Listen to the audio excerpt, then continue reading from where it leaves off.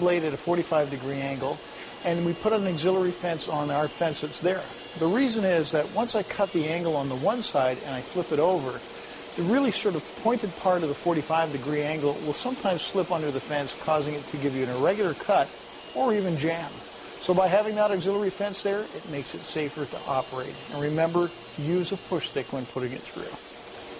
Now that I have these 4 pieces cut on the 45, the next step is to take the pieces and cut one edge off. Now I'm going to reverse that 45, and this time cut it on the miter saw, sitting up like this as it's going to fit into the box, and do the right-hand side or the left-hand side here first on all of these.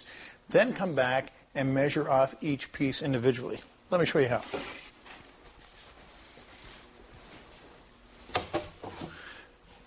Setting in place, I'm going to come off here. I'm going to pinch it into the position that I want. And remember, it's the 45 I'm looking for. Come through, move it over slightly. And this will cradle nicely into the compound slide saw here.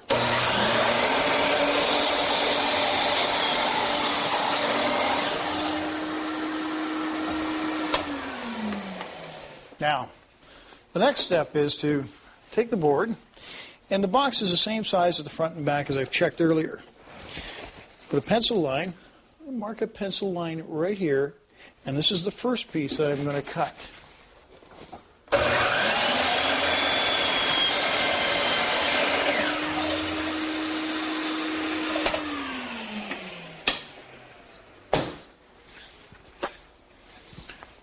Trying that out. Perfect. Now, to measure out this next portion, I come into the inside, bring it in like so, and I want to come back, in this time, I want to come back 3/4 of an inch because that's for the cabinet and for the door itself.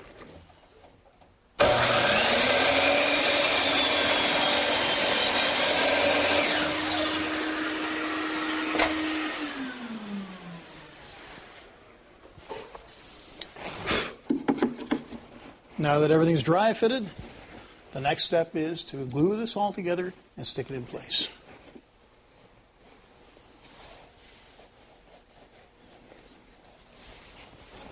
Now, in placing these in, I'm only using glue to hold them in position. Now, that glue will set up overnight, and it'll actually set up in about 20 minutes and give me a good hold. No fasteners are required here. You don't have to put any extra nails in, and this works quite well this way. With a scrap piece of 3/4 inch stock, check to make sure that everything lines up nicely, and it does. Those sloped angles, very nice the way it fits in. Next step from here is to build the drawers that are going to hold our router bits and give us that dust-free storage.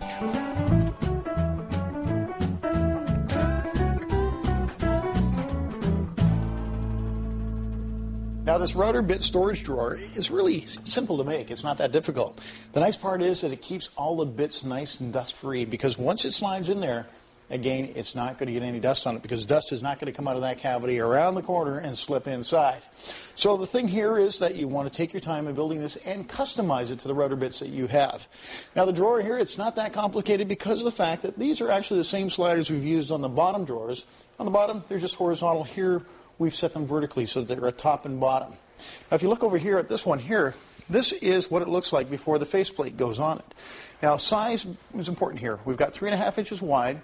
The drawer is 4.5 inches, or the cavity where the drawer sits into is 4.5 inches wide. The faceplate on the front has to be taken into consideration, too, of 3/4 of an inch. So now, with the depth, we've got 20 inches for this in total, and 3/4 for this for 20 3/4, which gives us about a 1/2 inch space at the back. So really easy to put together. The nice part about this is that this little frame is the first part that gets built. This portion at the bottom, the bigger stock, well, that's in there for more stability here. If I use 3/4 all the way through, it wouldn't be as rigid, and that just sort of tightens it up completely. Now, we'll look at these different pieces, but each one of these pivots in the middle, and all that's done is a screw is taken and put in at the end, and I put them in the place, tighten them to the amount that I wanted, and then once that's finished, that's it. Now, ever down the road you want to change that plan or you want to redo one of these sections, just take off the faceplate, take the 2 screws out, and remodify the insert as well. Here are the pieces. Here are the components. Now, all these were done on a drill press, and they're all done with a 1/2 inch Forstner bit, and the smaller holes are done with a 1/4 inch. Now, you could do it this way, but I don't recommend it because you may end up going in on a different angle. Your bits are going to go off cockeyed. The hole may not be the same size, so you want to make sure a drill press is best for this.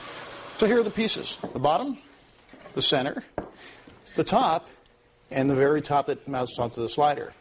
The two side pieces together, remember the opening of the hole, in this case it's 14 inches, so we want that total to add up to 13 because we need 1 inch for the drawer slides.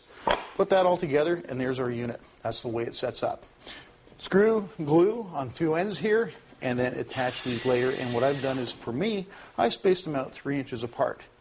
Depth on the holes, well, that's about maybe 3/8 to 5/8 max. Type of wood you use, that's up to you. I like using a softwood because it's forgiving. Should it swell, you can move the bit back and forth a bit, enlarge the hole, and pull it out, so it makes it a lot easier to work with. The next step is to put the other half of the slider on the top, running it down the center and keeping it flush to the front of this unit here. Because again, when the faceplate comes on, you're not going to see that. When that's all said and done, dry fit it and make sure it fits, works well. Any adjustments that need to be made can be made now, and that's it. The drawer is ready to go. Now here's another good reason why I haven't installed the back yet. No handle to pull that out?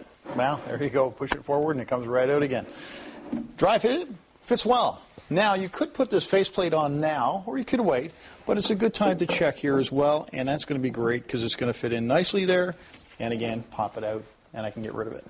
All I'm going to do is attach through the back here. I'm going to put a couple of screws in through here and mount it. And if you use this pinpoint here and a pinpoint there, and again, equal sides, that should give you a good, nice, about 1/8 of an inch clearance all the way around. So that's a good way to do it. If you have to take this off, remember, undo the two screws, and then you have access to these screws to do the adjustment or to take these pivoting shelves out. Now, I'm going to be installing 2 drawers in this, so I'm going to put the casters in now. And by doing that, I'm going to take the casters. Remember that first part when we started off pre-drilling all those holes? Well, that was to accommodate the casters here. Using a carriage bolt, I'm going to come through the plywood at the top, drop through the 5/16, put a lock washer on, and a nut. Now, don't worry about the length. You'll never find the right size. There never seems to be the right size of carriage bolt in length. So this is a soft metal and can cut easily with a hacksaw. Now, that allows the wheel to move freely, and you've got a really customized size, basically, of bolt here. With the back, what I'll do is I'll cut it to size, 30 inches high by 26 inches wide. I'll measure up from the bottom 10 3/4 inches, and that's the center point that we've determined that is the center of the exhaust system. And then the next piece I do is I come across and I divide 26 in half, which is 13 inches, to the center of the board.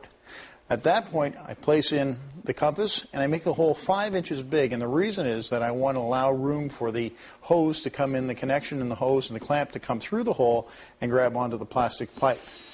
The next step here is to take a Forstner bit, create a hole, then the jigsaw will go in that hole and follow the circle. I'll clean that circle up, and I can do that on the spindle sander. Then I go up to the top and I measure 13 inches across again and 10.5 inches down from the top, and using the 2-inch Forstner bit, drill a hole through for the dust collection port that is going to go into the box itself to accommodate the dust control that's going to happen on the fence.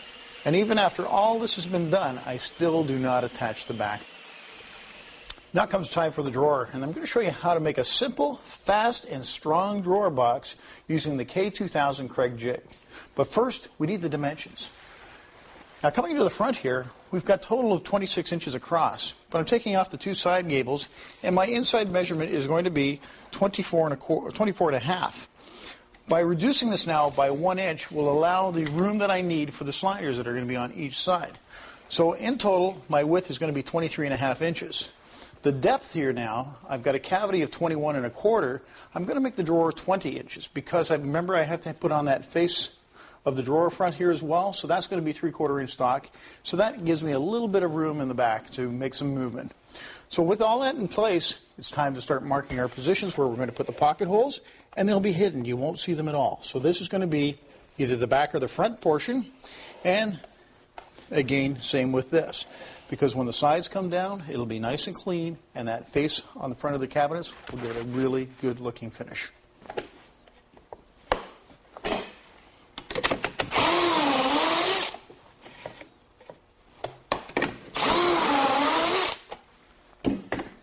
Now that's given us our holes that we're going to be placing on the outside here.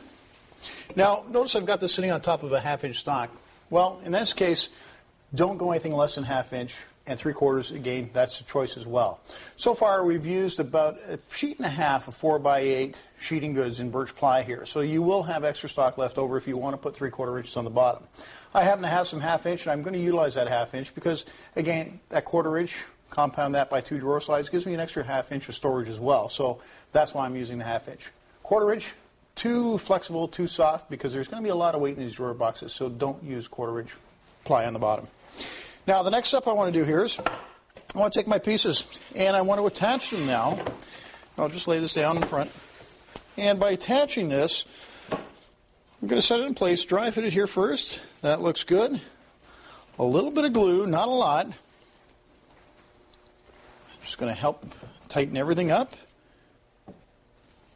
Put it in place and just rub that in just that little bit. Bring this whole thing back. And by using my right angle clamp here, I'm going to pull this forward and set this in place like so.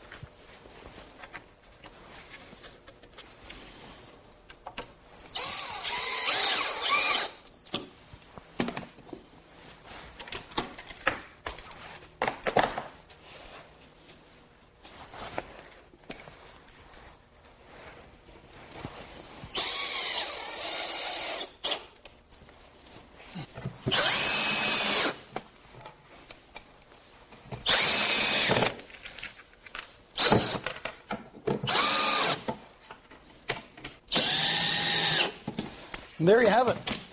A simple, fast, and strong drawer box to add into the cabinet. Next, we attach the sliders to the cabinet and then to the box as well. Putting in these sliders, what I first do is I put in a spacer here. And that's just to keep it up off the bottom and to stay clear of these heads of the bolts that are there. Next, set this in place and set it on top. And what I've done is I put a 3/4 inch line down the front.